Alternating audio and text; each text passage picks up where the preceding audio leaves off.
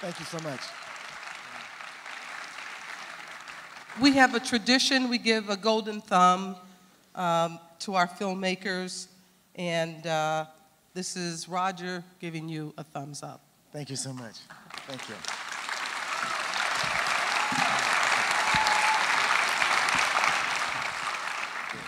And now our Q&A will be with you.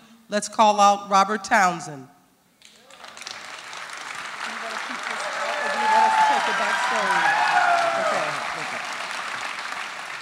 Thank you. Do you have a, oh, you both have your mics. Yes. Okay. All right. Have a seat. Ladies and gentlemen, now, come on, you got to give it up after seeing the masterpiece that we just saw. Again, for Mr. Charles Burnett. Thank you again. Have a seat. So, my first question is, when are we going to see your tax receipts? No, anyway. Too much CNN. So, you know, I got so many questions. Mm-hmm. This is a masterpiece beyond masterpiece. It's a tapestry with so many layers and, oh my goodness. So take us to the beginning. How do you create a tapestry? What started first? Well, it started with another film. The CPB invited us to submit projects and developing some stories. And so I had this story that took place in South Central about this young lady who was killed by a gang, you know. And the police had printed her address in the paper. She was an eyewitness, and the gang members killed her. And I thought it was really atrocious because she went to the same dentist I did. I didn't know her, but she went to the same dentist. It's a true story. Yeah, it's a true story. So I wanted to do that story, and I submitted to CPB, and we started to develop it. And what happens is, how they control the content, they pay you in installments. You send a portion of it in, and they talk to you, and then they you ask them, well, where's the money? You sort of hint at where's the fee. They say, well, it's upstairs, which means that make some changes and then we'll get it to you. So each time it was upstairs, and so they started making changes that was just really ridiculous, and so I didn't want to do that. So I said, let me do something that's purely imaginative, and where if they wanted to put their 2 cents in, it wouldn't matter, And so I started developing this story, and they started to do the same thing. They started to, they want to change this. They wanted to take the older people out and just focus on the black couple, the black middle-class couple. And I said, well, no, that's not what the story is about. It's about this family. It is, and so and there was one particular moment where, they're in the kitchen talking about some past event.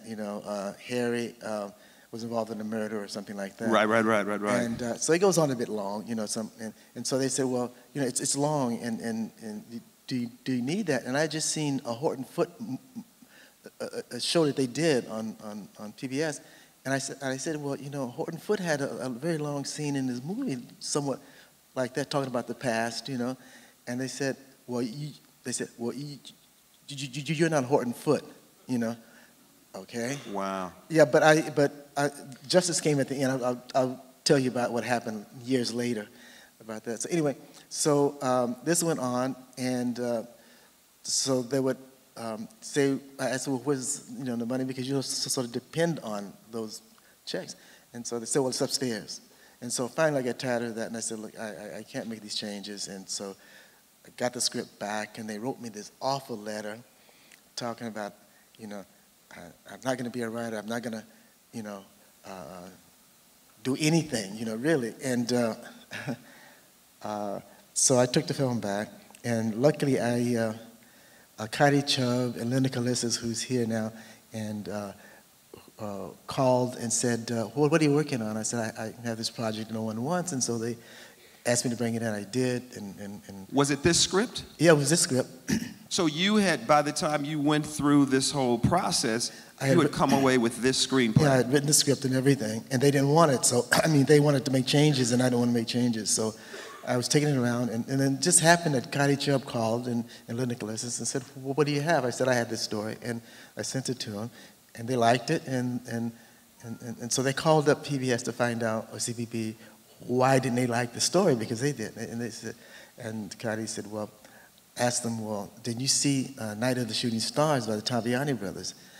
And they said, yeah, and we didn't like that either. And so, wow. And so, I forget about it, you know. And so this came about through, you know, these. And your producer is here. Where is she at? Producer? Linda Galissis is. Where is she? Wave your hand. Oh, she's in the back. Give her a round of applause. The producer. Yeah. Stand up, please stand up. Producer of the film. Yeah. Then we got. She and Connie came in, and then Ed Pressman and Tom Burns and Tolchin and things like that, and so we got a number of producers to come in and help out. Did you know when you finished the screenplay, I mean, because like I said, it's layered, it's layered, it's layered. Did you know that this film was going to be a classic, that it is? No, I mean, I'm glad, you know, people appreciate it and things like that, but, you know, like any other script, you write it, you direct it, and you hope that there is an audience for it. You know, you hope that if you like it, there's other people out there who share the same kind of sensibilities and so forth. So, you know, it's a gamble. I mean, you know, I've seen a lot of really, really good movies that don't go anywhere, and I like them, but, you know, so, I mean, it's a gamble, you know, and you know. So with this film, I mean, because you've got so many stories intersecting each other, walk us through, how do you write? What is your process of writing? Well, it depends on so many factors. One, this particular story I wanted to do about people from the South. You know, I grew up in Los Angeles. I'm from Vicksburg, Mississippi, so a lot of people, when the area I grew up in Los Angeles, were from the South, Texas, Arkansas, Mississippi, and things like that. And so they brought the Southern values with them and sensibilities. And it was just like being in the South, except for the mosquitoes and the heat and stuff like that, you know. LA was Southern, you know, and, you know, it was very segregated and all that sort of thing. So I grew up with people who, like, told stories, you know, and so I would listen to these tales and so forth, and there was a lot of these old kind of fashioned ways that, if you've experienced it, where, you know, older people have these things about voodoo and whatever it is, right? Folk tales. Yeah, folk tales, all that sort of thing, and my grandmother, there were certain people she just did not want in the house, you know, she thought they were going to leave some sort of bad charm or something. I could understand what it was, you know, so it was always a mystery to me, you know, and there were a lot of things that I didn't accept, but later on, as you grow older, you know, it's like the blues, you know, when I was a kid I used to listen to it, but I never really understood it until years later when I've experienced that, then it had more meaning. And the same way with folkways and things like that, I sort of hedge my bet and say, well, maybe there's some truth in it, you know, and I come to respect it in that sense. And so it was about trying to reconcile, you know, my differences in past with those folk tales and things and old-fashioned sayings. You did it brilliantly. Yeah. I'm going to jump around a lot. Casting. This is, let me explain to the audience here. These are some of the finest actors, you know, ever. You've got Mary Alice in there, who, she's a brilliant actress, but she's our Judi Dench. You know, she's just one of the finest actors. You've got character actors like Julius Harris. You've got Vanetta McGee. Talk to me about your process of casting this. Well, this is the first time I worked with a lot of professional actors. Before, it was like friends of mine, and, you know, and people I knew in the neighborhood, and so this was the first time. So, but I must say this about them: they were very gracious and very understanding, you know, and like Julius Harris, for example, like he was the original person I thought of to play Harry, because I'd seen him in Nothing But a Man years ago with Ivan Dixon and so forth, and I always was impressed by him. And then I thought of him as a character, but we needed a name. And the other thing was when we thought of Danny, but you see, Danny didn't want to, at the time we thought he didn't want to play an older person. You know, and at least that was rumored, and so we avoided going to him with the older part. But Danny read the part for one of the brothers, and he came back and he said, whatever you want me to do, I'll do. He said, but I would like to read for the Harry character, and so I said, well, fine, go right ahead, and he did, and before that, Danny gave it a kind of weight to it that what attracted producers. And so you didn't see him originally as Harry? No, not originally as Harry. Oh my God! It was Julius Harris. It was originally was going to play Harry. Well, I was when I was writing the story, I thought of him. And so and then when Danny came up, was available. Because to see, Danny Glover in this part, you would think that you tailored it for his body. There's nobody else that could have played Harry. And Julius Harris was the bald African-American gentleman who was sort of crippled, in a cane. And with the cane walking around, and he's like one of the finest actors ever from movies that I love. Yeah. Now let me ask you a question. In terms of casting the rest, like Mary Alice, was she Mary Alice was on your radar. Mary Alice was in one of my favorite films, Sparkle, back in the day. She's a New York actress at the Public Theater all the time. Did you always see her as the mother? No. I had a really good or great casting director, Gail Levin, who was really remarkable because I, like I said, never worked with actors, professional actors. And I had these sort of, what do you call it, misconceptions about people, and you see them on television or something, or some show, and you just remember them as that character, And so one of the things she said is just forget about what you've seen in the past. These characters, read, let them all read, and go from there, but don't come in with any preconceptions or notions about. So did you know Paul Butler? He plays the father. Did you know Paul? No, the only person I knew was Danny Glover. What's his name? Carl Lumbly, Shirley Ralph. Carl Lumbly and Shirley Ralph I met years ago, but Sky, the brother that was he played the one that. Danny, in the kitchen, they were arguing. Cy Richards, yeah, Cy Richards, yeah. I seen him around, and he had worked on some UCLA projects and stuff like that, and so I was only about 3 actors that I knew, but the rest of them came from casting, and like I said, one of the great parts was having Gail Levin as a casting director. Wow. Yeah. Now I'm going to switch gears again. We share the same music composer. I've worked with him for 15 years. I know you've worked with him a long time, Stephen James Taylor. Yeah. Talk to me about the music in this film is amazing. How did you, as you were writing, you had a sound? Because it reminded me, because there was Bob Johnson. What was your, Delta? What was your thinking? Well, I had... the first song was Sister Rosetta Thorpe's a piece, because my mother played that all the time when I was a kid, so that was sort of like drummed into my head and part of my DNA, and it became that. And so I've always wanted to use that piece, and so when I thought of the film, that was one of the first images that I thought of, but Stephen James, what happened was, we had looked at some composers, and Stephen was one of the earlier ones, and I liked him a lot for the first time. But then we had this guy who was supposed to be a music, what do you call him?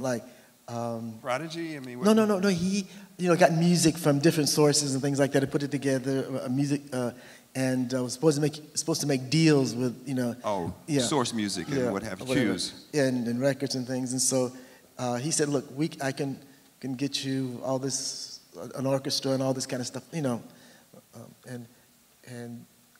all the songs you want, So I said, fine, So I go along thinking that's what he was doing, And then I'm in New York, and he sends me this song list that he has. And it was wall-to-wall music, and it had Screaming Jay Hawkins saying, I'm going to put a spell on you and all this kind of stuff. And I said, that's... So right on the nose. Yeah, and he put, and one of the guys that he had as a band, or some guy that has a band, he had all of his music in there. And I said, no, this isn't what we agreed to. And he waited till the very last minute almost, where you almost had to use his music because we had, a schedule, a post-production schedule. And so I said, no, this isn't going to work at all. And luckily, Stephen James Taylor, I called him up, and he was very gracious. He wasn't, some people would say, no, I was waiting all this time, you didn't do this or that, whatever it is. Stephen said, sure. And he said, how long do we have? I said, very short, we have to do it right away. And he said, okay. And he just went to work and came up with a great score, And he can play, the thing about Stephen Taylor is that he can play every instrument. He can play, so I know he was playing some of the cues that you had here and the sound. Oh, yeah. Talk to me, you have the most interesting actor business I've ever seen in movies. You got people clipping their toenails, you got her plucking hair off his chest. Do you write that in your script? Most of it. I mean, I think I'm trying to remember how Shirley Ralph and the hair thing, because we were sitting down, and I don't think that was in the script as what it was. He was there and on her lap, whatever it is, and we felt that he needed to pay for his sins, in some way, in a sort of minor way, Right. And so that came out of needing to do that. So do you start rehearsing with them, and then you go, oh, he's got hair on his chest, pluck it, or how do you get to plucking? I don't know. It's I don't know really. I think it worked with all the actors. I mean, we were all there, and they really contributed a lot, and so, you create an environment where, the fact is that he had to pay for it. Right. And so how is she going to do it? I mean, something kind of gentle, whatever it is still. It was a perfect moment, Yeah. but I was looking, and I was like going, wow, he figured, okay, that's a nice, beautiful beat here to, a little payback for him because of what but it's like, visually, the movie is really striking. How do you, how are your eyes like lenses? Do you look at composition, or is it really trusting that cinematographer to give? Because there's certain imagery that I'm like, it's you. Well, I started off wanting to be a cameraman, a cinematographer. And a documentary particularly, and before this I'd shot a lot of my own other stuff. So I usually storyboard stuff before, even though I don't use it, or shot list or anything like that, because I like to the storyboard. So was this totally storyboard? It was storyboarded. Wow. But it was storyboarded, but I don't use it because you don't want to be rigorous in a way where you don't leave room for the actors to create or find better compositions. I find that over the years that if you rehearse a scene and you and your cameraman work out the shots from there, it's much better than a shot list in the beginning or storyboard. But you have an idea of where you might want to go. You definitely have the idea, because you have to order equipment for potential for those scenes that, if you have a dolly shot or a movie shot, whatever it is, you have to know way in advance that, you need that equipment. Or if it's, you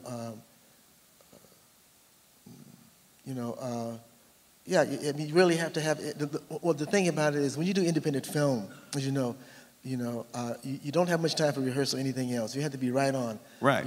And so, you don't have, a whole day to do a half a scene or 2 days, whatever it is, to do a scene. No, you have to do 4 or 5 scenes or maybe more, and so you have to really get going like that. You don't have the luxury of, how many days did you shoot this film in? I don't remember. I think something like 30 or something. 30 days? Yeah. Maybe less, something like that. But the performances, the performances, when I was watching it, I felt like I was going to have a heart attack because there was so much tension going on in the story. I was like, oh my God, what's going to happen? What's going to happen? And you just kept us, and then we never knew, and then it's mystical, it's magical. So, I take it you used your time well with every day.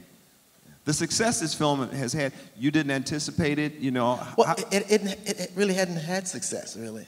It hasn't been shown. It hasn't been shown theatrically that much. Really? Limited, yeah. And that's one of the issues that's followed this film around. You know, it's just we've been trying to get it distributed. When it first came out, Goldwyn had it, and you know they didn't do what we thought they would do. They didn't understand how to market the film or reach the audience, you felt? Yeah, and so that didn't work, and so I don't know. And we're trying to get the Sony to re-release the film or do something, and so we're. Okay, so write to Sony to have this film re-released. Would you agree? Would you agree? Yeah. So it's been years. I mean, it's been sitting there, you know, and so, you know. But again, that happens to a lot of filmmakers. You know, some distributors buy a film and don't release it. You know, so the film just sits there, and the poor director doesn't benefit from it, or the actors who played in the film, because it's just sitting there because there's too many films sometimes out there to be released or something. Well, you know, the only thing that I would say, in all honesty, this is a masterpiece that should be seen by somebody. I mean, I was listening to the audience, and people were just riding on the ride. But you know what? Because this is a discussion, and I love this film festival, I want to open it up to some questions. Can we turn the house lights up a little bit? I want to take a few questions from the audience. You guys got any questions? Yeah, look at the beautiful crowd. Give yourselves a round of applause. This guy is really good. He is really. We got a question over there. Yes, my dear.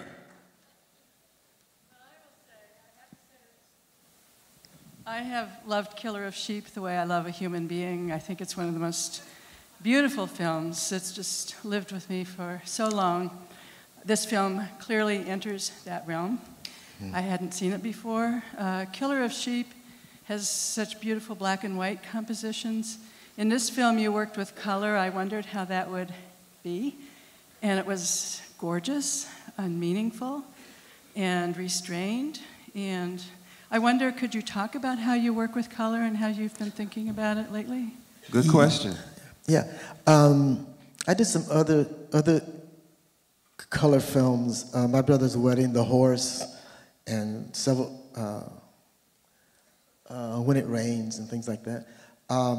But this, you know, one of the good things you have to do is get a good camera person that want to work with you, you know, and doesn't have an ego or anything like that. And you sit there and you can work, you know, color palettes and things like that, you know,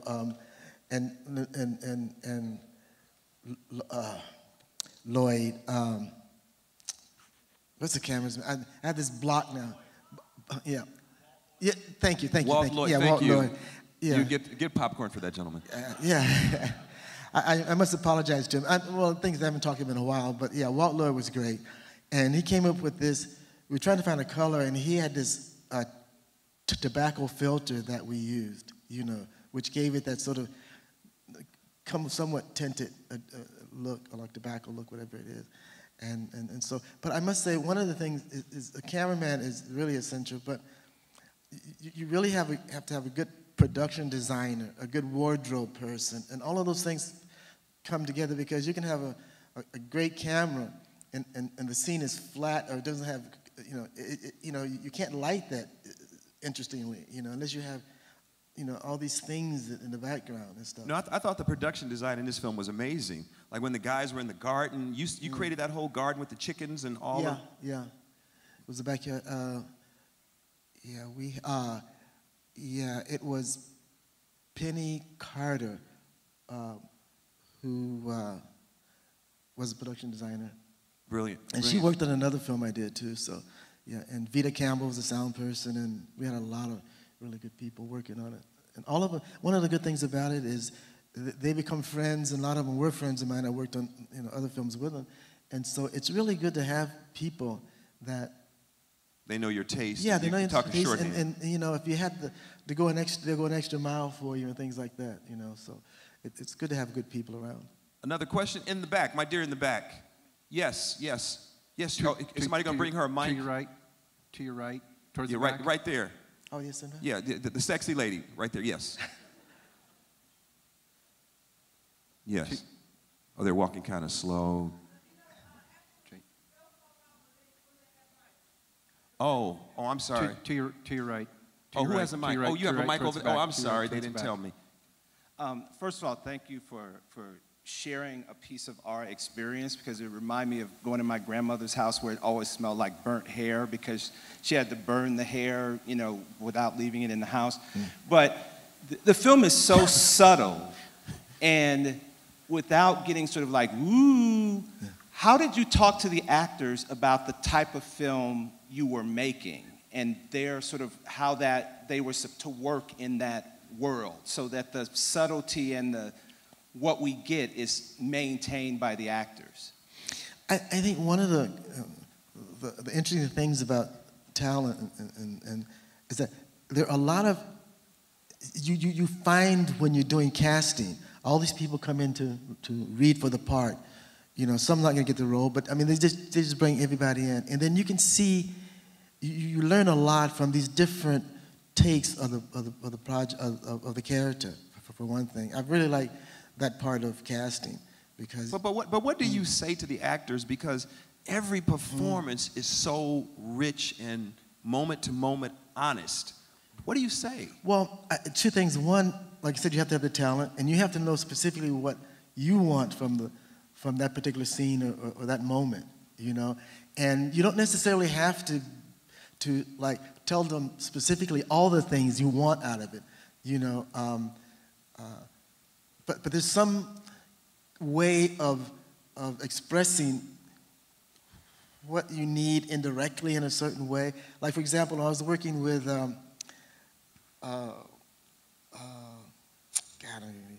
what's her name? Lynn Redgrave. And I was working with Lynn Redgrave on a film, and we would have this sort of signal language and everything. And she would do a scene, a scene, and she would look at me and she'd say, and I'd say, so you just had a little, you know, she would say, like, am I gilding the lily or something like that, or whatever the term she used. I said, just a bit more. It's a bit, you know. So, because I mean, to me, you know, is it with directing, from your point of view, is it really just understanding the actor so much, and you can, you know, everybody knows it's a very delicate dance? Well, I think first of all, you have to know what you want from that character. Okay. You know, to some extent, but you have to be open to for a range of other things that you may not have thought of, you know, before. Well, like the scene in here with Mary Alice when she's the mother, when she's talking about you got to leave Harry. Yeah. And it's such a beautiful. There's such moments going on that dialogue is there, but it's really what's not being said. How do you direct that? How do you talk her through those moments?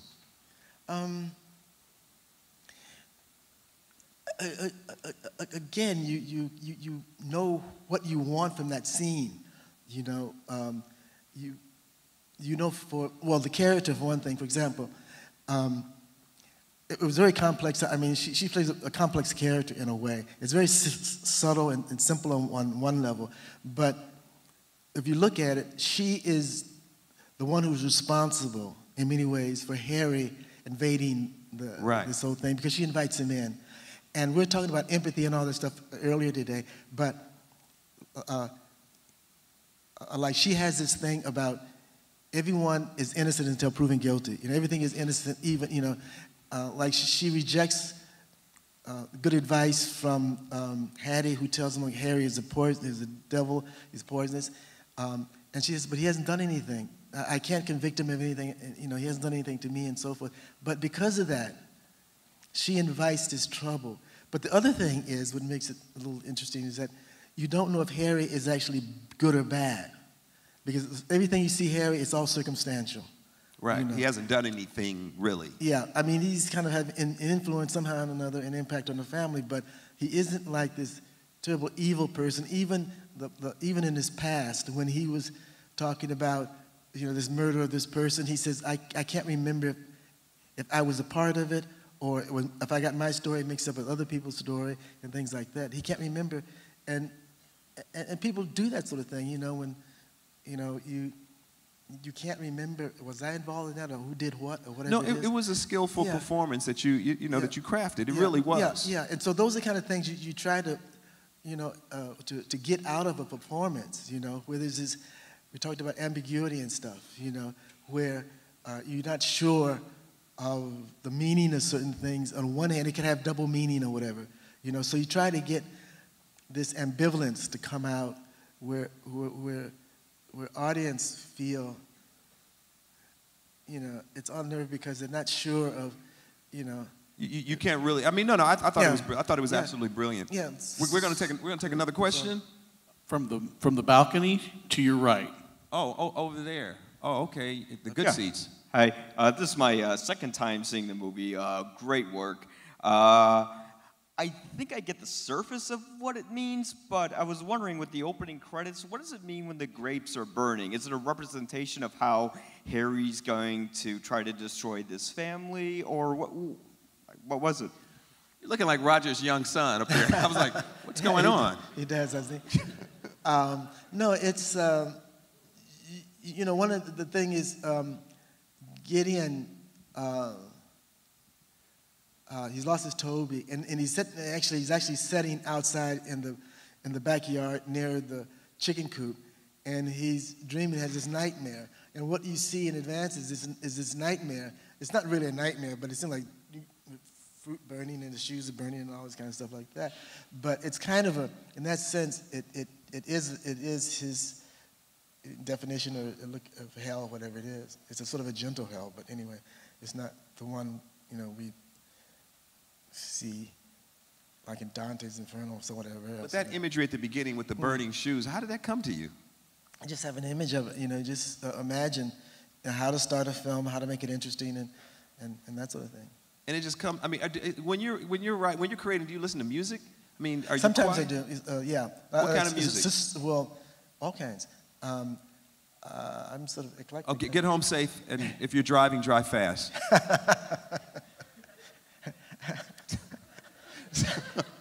They're like, we've had enough. We're out. We'll see the next film. Yeah. Let's take one more question. This question comes from the back of the theater to your left. Oh, she's the lady. Oh, that left. Hi. Finally, I'm sorry, I was trying to get to you. It was a mic That's thing. okay. It has I'm nothing to do with me. patient. As a white person who has dealt with, as we all do, dysfunction in our families, I watched this movie and realized that when I make friends with a black family that I like a lot, who've been through dysfunction, that I don't always know how to act or how to feel. And that's what happened when I watched this movie, because I can't experience what they experience. And then sometimes I don't know what to do. And then the other question is, elaborate on doing the right thing for the wrong reasons. Oh, well, You are complicated, lady. well, Oprah? Where's Oprah? Where's Oprah? No, I think one of the problems is that we don't see enough films by people of color. I mean, serious work. I mean, women, people of color. And I feel comfortable watching a movie made by Spielberg, whoever it is. It seems all my life I grew up with those kinds of movies, and it's kind of unfair. And because one of the reasons I got into films, because to make movies like this and sort of change the sort of narrative or the sort of falsehoods and perceptions that white people have of people of color. I showed this film in Hawaii, and someplace I can remember, and they asked me afterwards that they didn't know that black people had washing machines. I said, yeah, I mean, but it's understandable, because if you don't interact with people, if you don't have relationships, you never know. And in the media, particularly news, and Fox News particularly, creates this division, these images, these stereotypes, So it's not you so much it is as, well, I mean, people should complain to the studios and things like that, and send letters, whatever it is, or see films and support films that, by people of color, and, because if you don't go support them, then they don't make them, And let me say, thank you. And let me say something about this film. He's giving you such a beautiful glimpse into a complicated family, but it is still family. So I think the theme is really universal, but sometimes the music is different, and sometimes the slang can be a little different, but it's based on real, like when I watched this, I was like, you're just giving a very human story, but you added a supernatural, superstitious element to it, but it was just very human. Two brothers at odds with each other, a father that's trying to do the right thing, a mother who is grounded in religion and God, and it's gonna work. But we don't see this a lot. Normally they don't paint the pictures with this much, layers. Yeah, everything, a lot of the stuff in here was based on observation of people I've seen in the situations like that.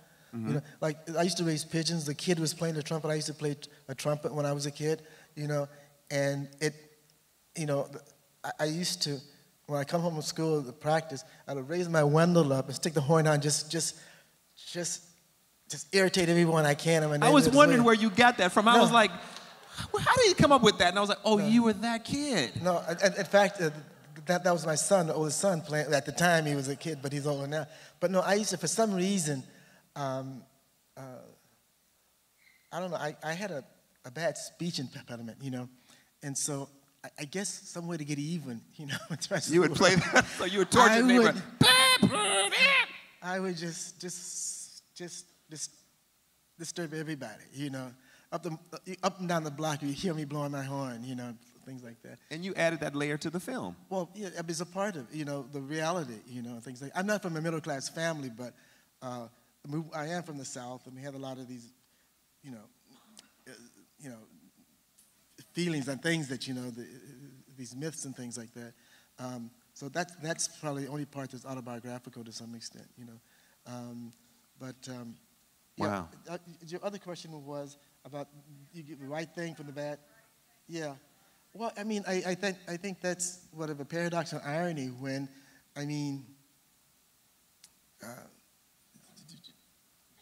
for example, like you have a flood, you can uncover gold, whatever it is, or something.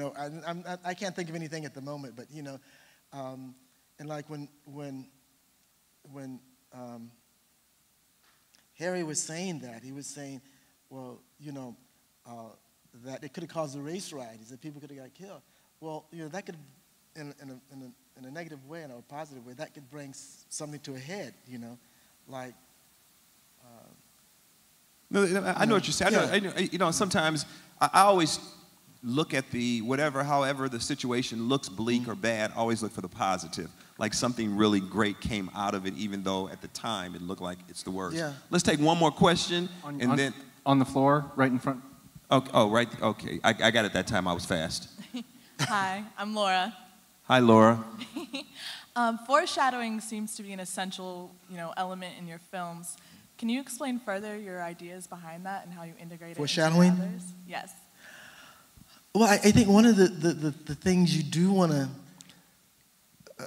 to have is a bit of suspense in your film to some extent, and I wanted to do two things: have a movement in the film, but not have a conventional plot-like situation. I wanted things to sort of, there should be tension, and the whole idea when you see Harry for the first time, you see a shadow coming up, in the music and stuff like that, and the old kind of thing. What is the discordant music, whatever it is, and then when he says the thing with the broom and it's bad luck. I don't know if any of you had that same kind of situation where you touch someone with a broom, you're in trouble. My mother she was always like that. Broom shouldn't touch her feet. Yeah, and so, but things like that. And when he says to them, look, you sure you want me to stay here? And she says, yeah, make yourself at home. Well, just remember you invited me, and which, you can sort of figure that something It was almost like a vampire. You know, it's like, once you invite me in, Yes, I am in your house. Yeah. You know, so Well, yeah. it was something like that, yeah. You know, because I felt, you know, but ladies and gentlemen, our time is up. Well, thank you so much. Once again, Mr. Charles Burnett, No, thank you. you so much for being here at the film festival. To Sleep with Anger, give it up, please, give it up. Thank you so much. Thank you, thank you, thank you. And thank you so much for attending this film festival year after year after year, because I know a lot of you, some of you have never missed. So thank you again, because images and film is important, and thank you so much for being here and spending this time with us. And you are a great audience, by the way, a great audience. Wonderful Thank you so audience. much. Yeah. Huh? Who do you write to at Sony? You know, to the home, it would be the home division in terms of, because it's not the film department, but more their ancillary distribution. Yeah. And just say, you know, we want to see this film more. Yeah. Thank you so much. Thank you guys so much. Get home safe.